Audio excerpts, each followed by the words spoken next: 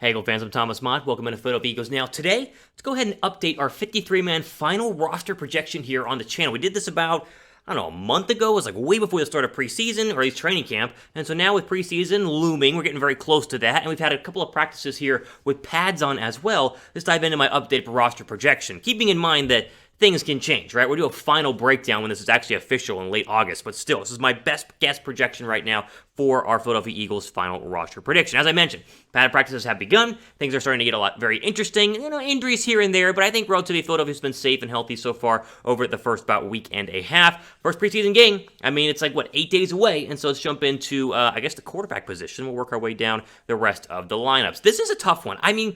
I think they're going to keep two in the end. I think it will probably be, obviously, Jalen Hurts and probably Joe Flacco based on the money that they gave Joe Flacco this offseason. With that being said, Nick Mullins is having a very good training camp, and I would say better than Joe Flacco for anything that I've heard and seen so far up there at the NovaCare Complex. Does that mean that Mullins is going to go ahead and win the job and win the number 2 backup job? No, probably not. But should they try to maybe keep him on the practice squad and then just protect him each week? I think they probably will. And so even though it is important to note that Flacco, you really can't get rid of him just based on the fact they gave him a lot of money to be a backup quarterback. I don't think they were expecting Mullins to be available to sign, nor would he be this good. They kind of have a luxury issue right now at the backup quarterback spot, but I do think that at the moment, they're going to have to go ahead and try and keep Nick Mullins in some way, whether it's actually a roster spot, which I doubt, or as a practice squad player, because he has been really, really good so far in training camp, and I would argue, and other people would too as well, he has been better than Joe Flacco. Okay, pin comment down below. Grade the Eagles roster. Before we get into the rest of it, how you guys feel about this Eagle roster right now?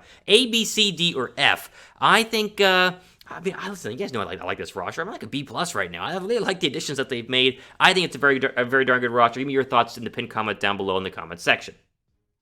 Let's jump into the running back spot, and some things have changed here. Not necessarily who they're going to keep and who they're not going to keep, but I think the depth chart has changed a little bit as well. I think that Boston Scott is having a fantastic, and let me say this again, really good training camp so far as well. I see him as the number 2 running back currently, even though I have said in the past, I think Kerryon Johnson's going to be better. I think Kenny Gainwell is going to be better. But based on what we've heard from training camp so far, Boston Scott has been the clear number 2 back behind Miles Sanders. Side note, Sanders has had a really great training camp. They're really trying to utilize him catching the football out of the backfield. We've all been clamoring for that as Eagle fans over the past couple of years, and so now hopefully we finally get it with the Nick Sirianni offense. But it is interesting to note that Kerryon Johnson is not having the best of training camps based on what I've heard, and Gainwell's just kind of been quiet. We haven't really heard a lot from Kenny Gainwell. Obviously, these backup running back spots are going to all be determined during training camp, really during preseason, I should say. Whoever has the best preseason, I think is going to be the number 3 running back and probably the number 4 running back as well, because you remember, there are a lot of other running backs, Adrian Killings of the world, the Elijah Holyfields of the world, who are trying to make this roster. I think the 4 are going to be, like I said, Miles Sanders, Boston Scott, Kenny Gainwell, and Kerryon Johnson. But again, Gainwell has had a absolutely fantastic training camp so far, and Scott needs to be credited for that because we were kind of, at least I was, putting him down a little bit lower because I like the addition of Kerryon Johnson and obviously the draft pick of Kenny Gainwell.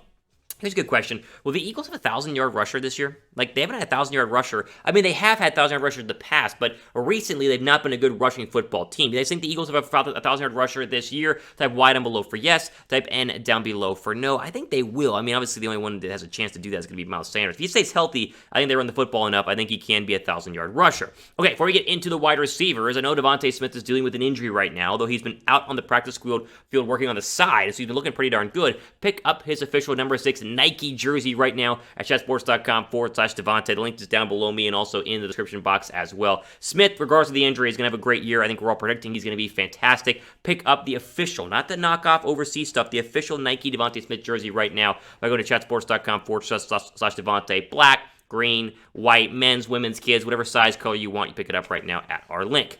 All right, wide receivers, updated here. Yes, Smith, Reagor, Ward, and Fulgham are your top 4. Nothing has changed there. What has changed is that Quez Watkins has had a very good training camp so far, and I would say the best out of the 3 bubble wide receivers. Talk about bubble wide receivers, it's John Hightower, it's obviously Quez Watkins himself, and then JJ Arcega-Whiteside. Whiteside has not done much. Hightower's been a little bit up and down. Watkins is apparently dramatically improved from where he was as a rookie this past season. I think he squeaks in over John Hightower, but this is also a position group where it would not surprise me if they keep 7. If I find a way to keep Whiteside, and Watkins and John Hightower, even though it's more difficult to do because you got to, lose somebody on the back end because only keep 53 men. But I think as of right now, that would be your six. It would be Smith, Reagor, Ward, Fulgham, Watkins, and J.J. Arcega-Whiteside, just because they would keep Whiteside over Hightower because the draft pick they invested in him is a lot higher than the 5th round draft pick they spent on John Hightower this past season. All right. Tight ends, also difficult because I know that they went ahead and signed Richard Rodgers this offseason, but I don't have him making the final roster due to the fact that Tyree Jackson has had a really good training camp. You see what's going on here in this video is that people who've had good camps, who are turning heads, who are making plays, are having a better chance of making the roster. Now, Jackson can make the roster basically of one way. Yes, practice well, which he's done, but really make an impact in preseason. If he's unguardable, as they keep saying, at 6'7" and 270, 80 pounds, whatever it is, if he keeps being unguardable like he has been so far in training camp, he's going to make the roster, and he should. Now, obviously, if Zach Ertz is traded at some point, or he is released, which I don't think is going to happen because he's had a good camp as well and has clearly been the best tight end on the roster, I think you keep 3. But either way, whether you got to put Jackson on the practice squad or not, he needs to stay a Philadelphia Eagle because the potential development road for him and the ceiling that he could have, to me, is fantastic. Tyree Jackson, let's just say it again, has had a really, really good training camp so far. All right, offensive lineman, not a lot of changes here. Very simple. Mailata is clearly, leagues better than Andre Dillard. We'll talk more about that here in just one second. He'll be the starter. Seumalo, Kelce, Brooks, and Lane Johnson. Brooks is dealing with a little bit of a hamstring tweak, although he's going to be just fine. They will keep Dillard, obviously Dickerson, Jack Driscoll, Nate Herbig. I think Opeta is that magic final offensive lineman there on the depth chart. There are obviously chances for some other guys to go ahead and be that extra offensive lineman, but they'll have a couple of practice squad offensive linemen too. I think Opeta's had a good training camp as well. We'll put him up there on the depth chart. And this whole Mailata versus Dillard thing does not seem to be close. I think Jordan Mailata has already locked down the number 1 left tackle spot. He's gotten basically all the reps at left tackle, and Andre Dillard, for what it's worth, has struggled against defensive ends at times. He was bull rushed pretty badly by Josh Sweat the other day in training camp, and so I think Mailata is going to go ahead and win the starting job, as he honestly deserves, and rightfully so. Like the video down below because the Eagles have a top 5 offensive line here in 2021. I think we need to get to 500 likes on this because this is for sure true. That the Eagles will have a top 5 offensive line in 2021. I'm so confident. I want you guys to like the video because we're trying to get to 500 likes on this video. Go ahead and give us a thumbs up.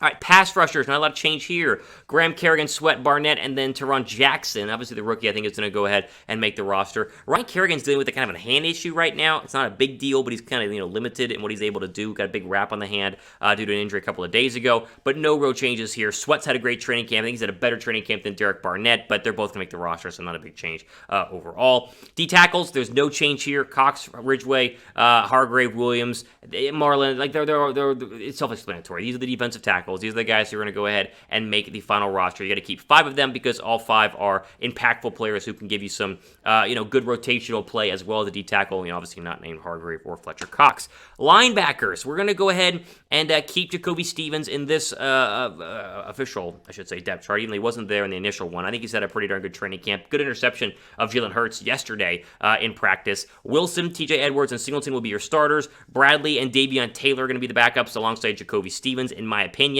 Bradley and Davion Taylor have both had really good training camps. Taylor's dealing with a slight injury right now, but he has had a very good training camp, but has turned a bunch of heads so far, which is good news from a depth perspective side for this Eagle defense, but not a lot of change there from a linebacker perspective. Going to the cornerbacks, a couple of changes here. Obviously, the addition of Steven Nelson takes a roster spot. Zach McPherson has had a really good training camp. He was in for Darius Slay yesterday as a number 1 cornerback because Slay had one of those rest days that veteran players over the age of 30 get a lot of times in the NFL. And he's been good. McPherson's been really, really good, I would say. I think he would have been probably a starter on the outside had they not signed Steven Nelson. That's good news. Maddox will be your fourth cornerback. He'll be your nickel guy over Zach McPherson. McPherson will be a rotational guy, to fill in for Steven Nelson or Darius Slay. And I think Craig James is probably going to go ahead and be the final cornerback to go ahead and get that spot. Look, a little battle going on there. It could be anybody being the number 5 guy, but I'm going to go ahead and put Craig James there, as I mentioned. Nelson's also had a good training camp. We got to give credit where credit is due. He's very clearly the number 2 cornerback on this team. I just praise Zach McPherson, but it's more so McPherson's been better than what you would expect a rookie mid-round draft back at a Texas Tech to be, and so it's good. I think the secondary is going to be pretty darn good, and I like the depth chart I have right here overall. Finally, for the DB, to include lose safeties. Obviously, Harris and Ronnie Mailata will be your 2 starters if Mailata's healthy. He's trying to be for week 1. If not, Kayvon Wallace will fill in there. Marcus Epps is probably going to be the 4th guy. I don't see them keeping more than 4 safeties. I would like to keep Grayland Arnold. I think Grayland Arnold has a lot of potential, but, with the way it all shakes out, can only keep 53 people. I think they're going to go ahead and move Grayland Arnold to the practice squad with the ability to fluctuate him up there, especially if, Ronnie Mailata were to be injured to start the season. You can bump him up and have no real issues there.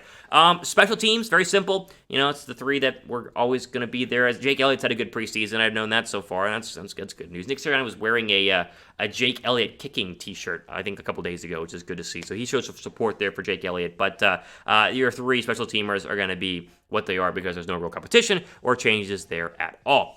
All right, ultimate of the day here on our Eagles 53-man roster breakdown. Will there be changes to this? Yes, 100%. And am I going to get all 53 right? Probably not, but it's just my best guess right now. I think you guys agree. It's pretty darn accurate. Give you a thumbs up for that as well. As always, make sure you guys are subscribed for more great videos like this. And, of course, the upcoming breakdown video of the final 53-man roster when they officially put it out at the end of August. Ultimate of the day, Philadelphia Eagles Now Thomas Mott signing off the rest of your day.